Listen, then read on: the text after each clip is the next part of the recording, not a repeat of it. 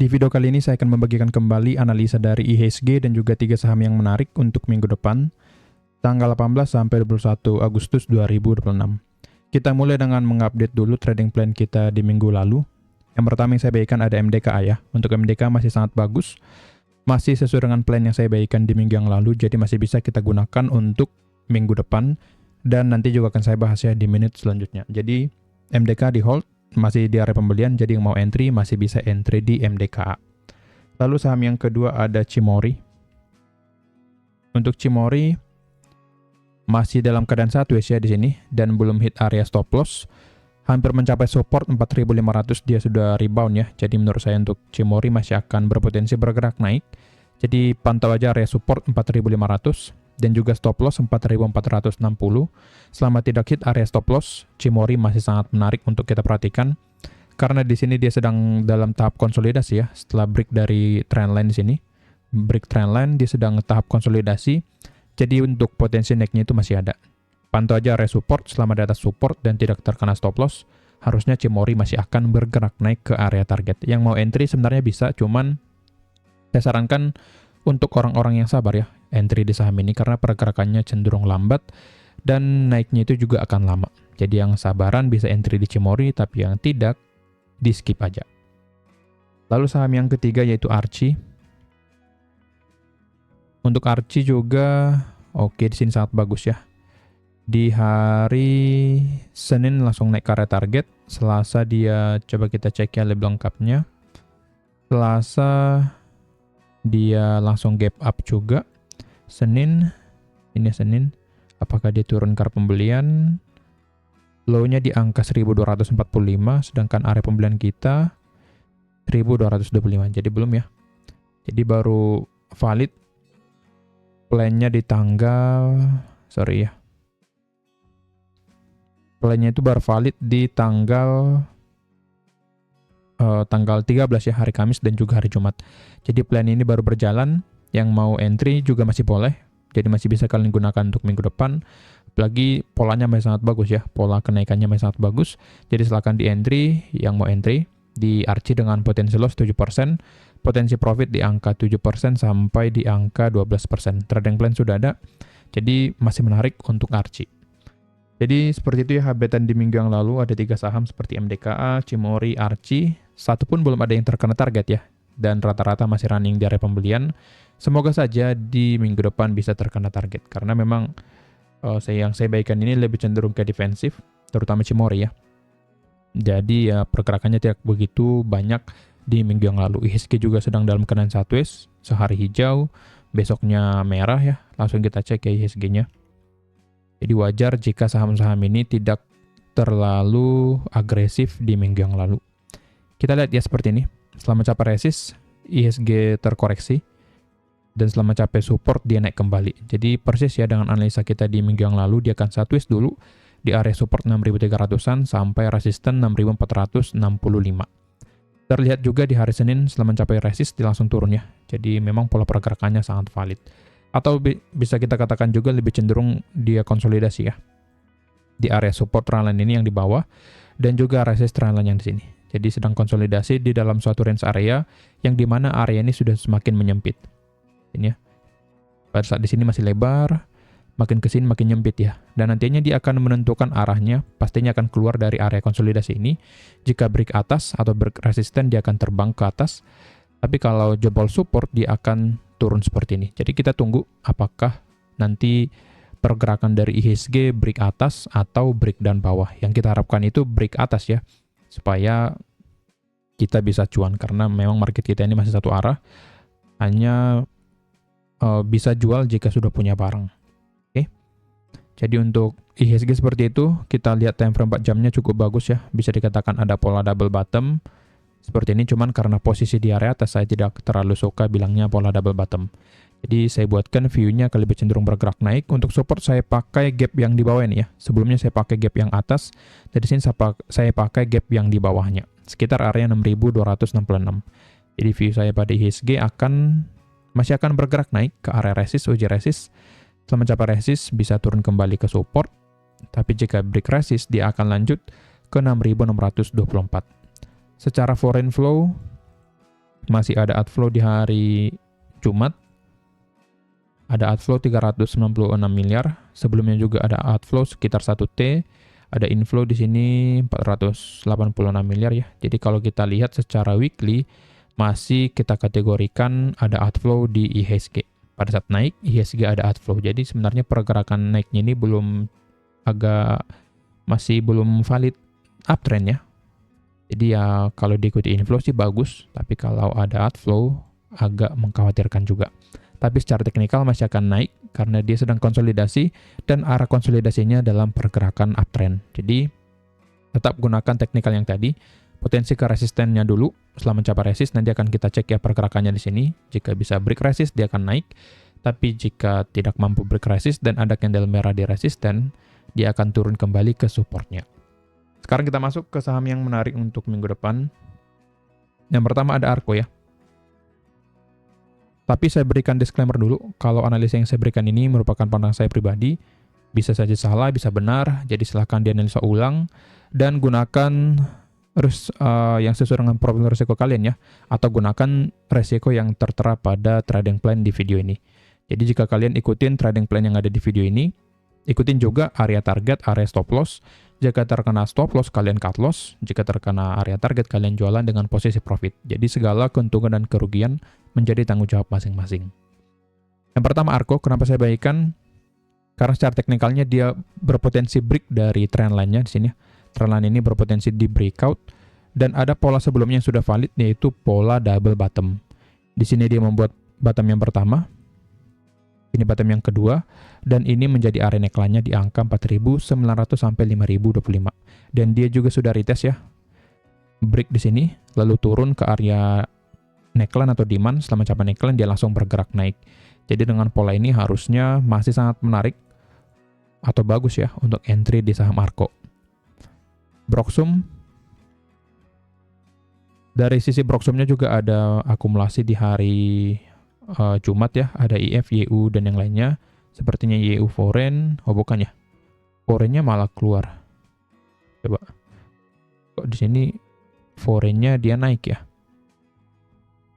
domestiknya yang masuk, all investor ya, oke. Tapi kok sini ya, kok dia spike ke atas. Foreign, apakah di nego? Kan tanggal 14 ya.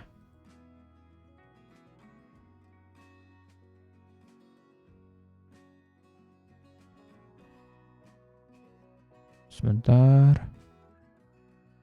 Oh ini crossnya doang, netnya enggak ya? Oke lah ya. Tapi secara keseluruhan masih ada akumulasi. Tapi kok ini agak ngaco ya. Ini net foreign Basel dia spike ke atas yang artinya hijau. Tapi kok gak ada data foreignnya di sini. Nanti silakan dicek ya, nanti bisa kita perbaiki. Atau yang punya informasi lebih dalam silakan nanti dibagikan di kolom komentar. Tapi secara Broxum, di hari Jumat ada akumulasi IF, YU, dan yang lainnya, sedangkan yang jual AZ, HP, dan yang lainnya. Dan terbukti marketnya merespon naik ya, jadi harusnya masih cukup bagus. 1 minggu terakhir, yang akum CCAK, YU, IF baru masuk berarti ya, sedangkan yang jual XL, HP, FMG, IF ya. Bulan Agustus masih sama yang akum ya, CCAKYU, foreign, AK-nya foreign. Jadi sebenarnya cukup bagus dengan average 5.000, harga sekarang 5.400, sebenarnya mereka sudah cuan ya. Ini juga menjadi alasan kenapa setelah mencapai area 5.000, Arko langsung bergerak naik. Jadi secara Broxum menurut saya masih cukup bagus, masih bisa dikatakan bagus ya, kalau kita tarik dari 1 bulan ini. Jadi boleh kita buatkan trading plan-nya, sini saya buatkan average 5325, masih ada potensi dia akan terkoreksi. Jadi untuk Arko saya buatkan buy on weakness ya. Saya tunggu dia turun dulu sedikit baru beli. Average 5325, TP1 5775, stop loss 4880, RR-nya 1:1 ya. Potensi profit and loss di angka 8,45%. Target 2 6125, potensi profit 15%. Jadi secara risk to reward menurut saya sangat menarik ya untuk Arko ini. Area pembelian saya buatkan dari angka 5.200. Sorry. TP1 5775, TP2 6125, stop loss 4880. Oke. Jadi saya buatkan view-nya untuk Arko akan turun sedikit ke area pembelian kita, setelah itu akan bergerak naik. Lanjut ke saham yang kedua ada CBRE. Untuk CBRE di sini juga cukup bagus di area demand ya, 655 sampai 685. CBRE selalu tertahannya di atas area ini sudah beberapa kali ya. Pertama di sini. Ini juga ada. Jadi sudah beberapa kali CBRE menguji area demand dan tidak berhasil jebol area demand-nya. Artinya area demand ini kuat dan ada yang menahan harganya supaya tidak bergerak turun. Maka seperti itu kita cek ya Broksum-nya. Kalau sesuai dengan yang tadi harusnya Broksum-nya akumulasi. Ini dari tanggal 1 sampai 14 Agustus terlihat ada distribusi ya. Ada distribusi dari DR terutama. Ini top 1 sellernya, sedangkan yang beli LG, CPCC. 1 minggu terakhir, oke ada akumulasi dari CC, SQOD. DR-nya udah mulai gak kelihatan ya. Sepertinya barangnya udah habis. Sedangkan yang jual kemungkinan ini retail ya. XL, XC, PD, KK, CP. Dan akumulasi CC juga besar ya di top 1 akumnya, 3,1 miliar. Dengan average 684. Kalau kita tarik 1 bulan terakhir jelek, tapi kalau kita tarik 1 minggu terakhir, terlihat ada CC yang akum, dan harga di sini sudah mulai agak spike ke area atas. Jadi secara Broksum menurut saya masih cukup bagus, apalagi dia sudah cukup lama ya, sudah hampir 2 minggu dia sideways di area demand, dan tentunya akan ada spike ke area atas ya, minimal karena ada yang akum di area bawah. Jadi dengan ini, CBRE sangat menarik untuk diperhatikan. Average saya buatkan 685, TP1 735, stop loss 635, risk reward-nya 1:1. Potensi profit and loss di angka 7,2%, target 2 760 potensi profit di angka 10,9%. View saya sendiri masih akan ada koreksi dulu ya. Karena sekarang posisinya lagi dalam keadaan sideways, jadi saya buatkan dia terkoreksi sedikit ke area demand. Setelah mencapai area demand, akan bergerak naik kembali ke area targetnya. Jadi boleh kita buatkan trading plan-nya ya. Area buy-nya saya buatkan dari angka 675 sampai 695. TP1-nya 735, TP2 760 dan stop loss di angka 635. Oke. Jadi seperti itu untuk CBRE yang mau entry silahkan di entry. Dengan potensi loss 7%, jika mau menerima risiko 7% silahkan di entry, tapi kalau tidak ya di skip aja atau kurangi porsinya dari porsi biasanya. Lalu saham yang ketiga atau yang terakhir ada MDK ya. MDK sudah saya ulas di video sebelumnya atau video minggu yang lalu, jadi silahkan dicek di sana untuk lengkapnya. Cuman saya bagikan lagi karena memang masih menarik dan masih di area pembelian juga. Jadi yang mau entry di MDK masih bisa. Kenapa masih bisa? Karena dia turun di minggu yang lalu hanya untuk koreksi ya. Turun di minggu lalu di sini, turun hanya untuk koreksi. Setelah itu setelah mencapai demand, MDKA langsung rebound dan terlihat di sini pergerakan reboundnya sangat bagus. Kita cek dulu ya broker summary-nya apakah bagus. Nah di sini juga ya dari sisi volumenya pada saat dia turun di 3 hari terakhir volumenya ini cenderung mengecil, sedangkan pada saat bergerak naik volumenya spike ke atas dia.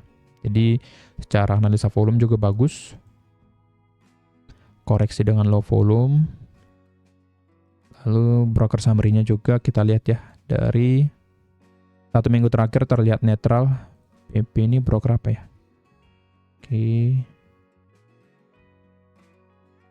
Bulan ini masih sama ya. PPODYU yang jual, sedangkan yang akum ZP AKRF. Foreign, ya mereka foreign ya. Sama-sama foreign, sedangkan dari domestiknya lokal OD yang jualan. Jadi secara Broksum menurut saya masih sesuai aja, belum ada yang terlalu menarik. PD-nya juga jualan ya, tapi LG-nya masuk yang bisa dipakai yang dari dalam ya. LG oke, SS oke, PD-nya jualan, walau ya memang PD-nya jualan tapi volumenya sedikit ya, jadi nggak terlalu bahaya. Akumulasi AKDXNI oke, ODPD yang jualan oke. Jadi secara Broksum menurut saya masih cukup bagus. Dan market juga merespon, dan tadi juga analisa volumenya juga masih bagus, turun dengan low volume, jadi harusnya masih ada potensi untuk bergerak naik di MDK. Jadi untuk MDK, view saya masih akan naik ke area target selama tidak hit area stop loss kita di angka 2670, arah MDK masih akan bergerak naik. Jadi silakan dipantau area demand dan juga area stop loss. Jika terkena stop loss harus cut loss, jika terkena area target, jualan dengan posisi profit. Kira-kira seperti itu analisanya, semoga membantu dan silakan dianalisa kembali. Jangan lupa ya join Antek Saham Channel untuk mendapatkan insight-insight terbaru dari Antek Saham, dan yang punya dana lebih bisa join Antek Saham Premium. Jika ingin dipandu mumpung ada diskon sebesar 8%, jika tertarik hubungi saya di Telegram @yosuaal. Sekian dari saya, terima kasih.